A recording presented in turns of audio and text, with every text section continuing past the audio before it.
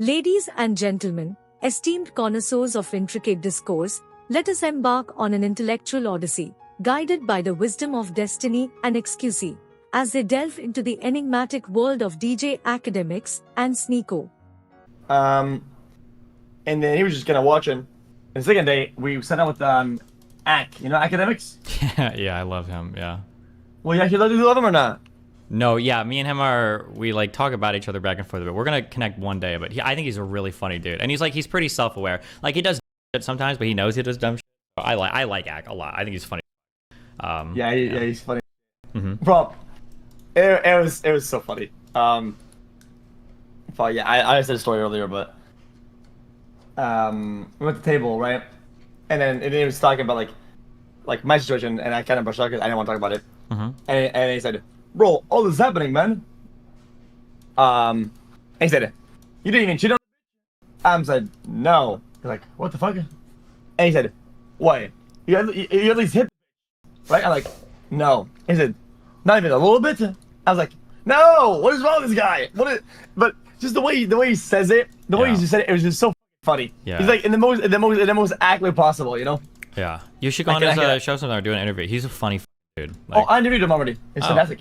Oh, well, there you go. Damn, nice. Give me his life story. Have you watched any videos of him talking about his? I don't know if it's his current girlfriend or his ex-girlfriend. Oh yeah. I mean, where she fakes the abortion twice. Oh my god, I like DJ Ak. I think he's fucking funny. I don't know if he's still with that same girl or not, but yeah, his life is he's a funny dude. Yeah, damn. Yeah, and then I didn't want to be like mean spirited, but I tried to like call not like a call out, but like a friendly call out to Sneako about like him being a little bit of a hypocrite. If that makes sense, right? Yeah. About like kind of trying to representing like a big like red pill like super kind of male behavior and shit, and kind of going against all of his principles like on a daily. Right. Oh, you're saying that the Muslim that's now like doing live streams and shit from the casino is not a good look? Yeah. Yeah. Pretty much. And then his answer was that he just didn't want to influence the kids poorly. Okay. Yeah. Yeah. Is he your friend these days or not? No, we're not. No, he's just like maximum clout mode. Worse than Hassan. Okay, that guy is. Sneako's brain is wired for clout seeking, but he's doing a really good job. I'll give him that. The dude got fucking axed off YouTube, and he's still managed to stay relevant. He still managed to network like crazy. He's managing to get into all the right rooms with all the right people. He's still making content, so he's held on better than I thought he did. A few months ago, I thought he was just gonna die because it seemed like he was like in a rut and pretty depressed.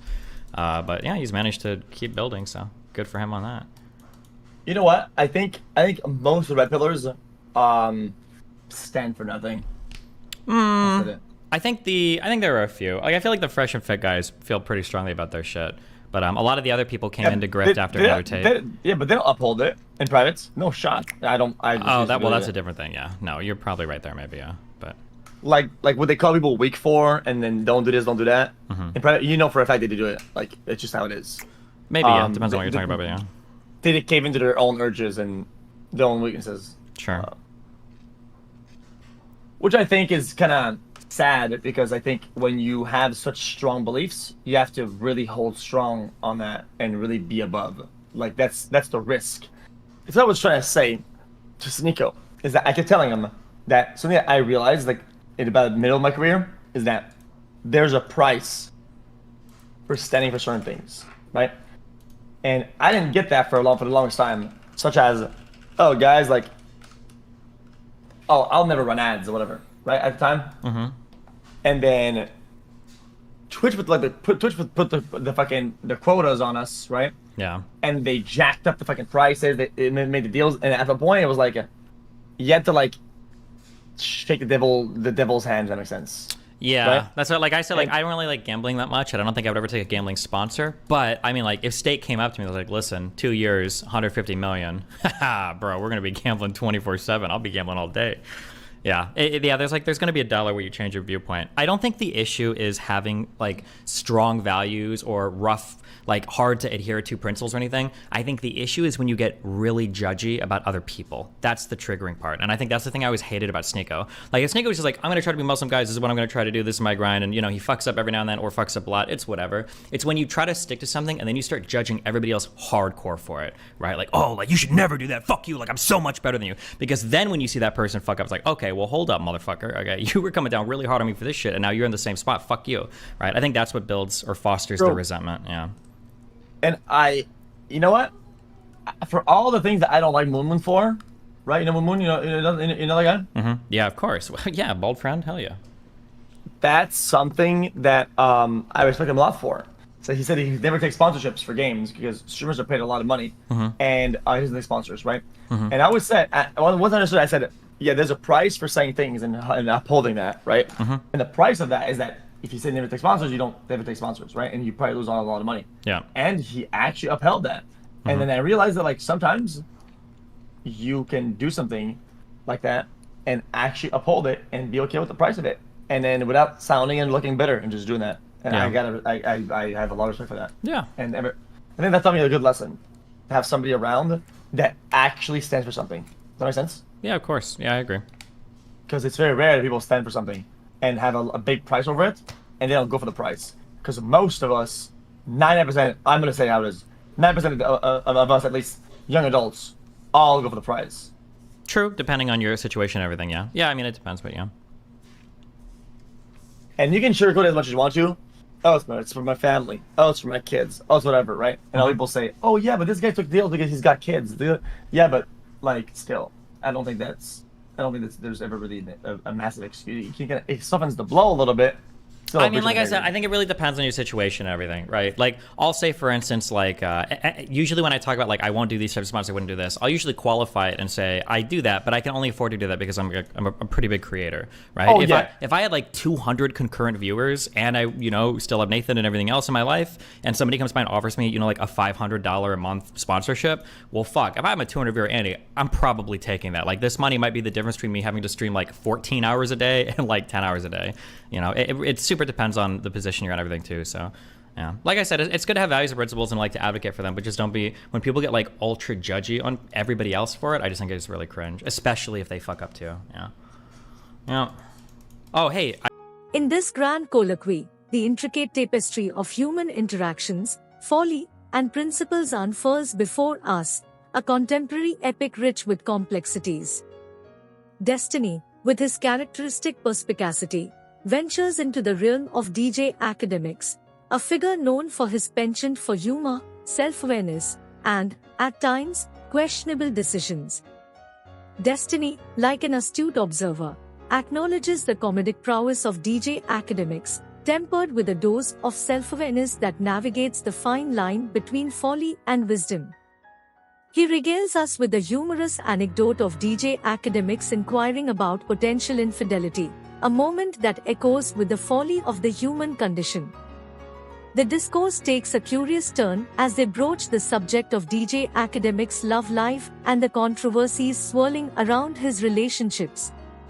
Here, we witness the collision of public persona and personal life, reminiscent of the tragic dramas of ancient Greece, where the gods meddled in the affairs of mortals. Destiny's perspective on DJ Akademiks is a testament to the multifaceted nature of individuals and their ability to navigate the labyrinth of public scrutiny. The conversation then veers towards Sneako, a figure whose actions and beliefs Destiny finds at odds with his own principles. Destiny, like a modern-day philosopher, critiques Sneako for representing red pill behavior while contradicting his own professed values. The paradox of portraying one's ideals while engaging in actions that seemingly belie those principles is a theme as old as human existence, reminiscent of the moral dilemmas faced by the tragic figures of ancient literature. Sneako's actions, such as streaming from a casino, serve as a backdrop to Destiny's critique, a scenario that lends itself to the examination of authenticity and image projection in the digital age. Destiny acknowledges the complexity of certain streamers' motivations, exemplified by DJ Akademiks, who prioritize garnering attention and maintaining relevance, even if it necessitates a compromise of their beliefs. In a moment of profound reflection, Destiny expounds upon the importance of holding steadfast to one's principles while cautioning against being overly judgmental toward others who may falter. He takes issue with Sneako's propensity for proclaiming unwavering dedication to specific values, but then casting harsh judgment upon those who are. This dichotomy of high standards and personal lapses highlights the intricacies of human nature and the frailty of our existence. The discourse delves deeper into the notion that upholding one's principles comes at a price, a theme resonant with the tragedies of old, where the pursuit of ideals often led to personal sacrifice. Destiny cites examples of streamers who, under the weight of financial pressures, have succumbed to taking sponsorships despite initially declaring their resistance. The financial constraints individuals face serve as the charybdis of the modern era, where one's principles may be devoured by the necessity to survive. Destiny and xQc underscore the significance of considering individual circumstances and the broader context in which decisions are made. They emphasize that personal situations, such as financial responsibilities, can wield a powerful influence over the choices individuals make. The intricate dance between one's principles and external pressures is a reflection of the intricate balancing act faced by individuals navigating the labyrinth of existence. Destiny, like a modern-day philosopher king, concludes with the assertion that while it is imperative to possess values and principles, excessive judgment and condemnation of others is unproductive and fosters resentment. In this grand tapestry of human interactions and ethical complexities, we are invited to reflect on the intricacies of the human condition and the myriad factors that shape our choices and beliefs. In the vast expanse of the digital frontier, where ideas, personalities, and values collide in a cacophony of discourse, we are reminded of the labyrinthine nature of human existence. Destiny and xQc, like contemporary philosophers navigating the complex maze of online interactions, shed light on the intricacies of the human condition. In the grand theater of modern existence, where folly and wisdom often dance hand in hand, their insights provide a glimpse into the multifaceted nature of individuals and the challenges they face.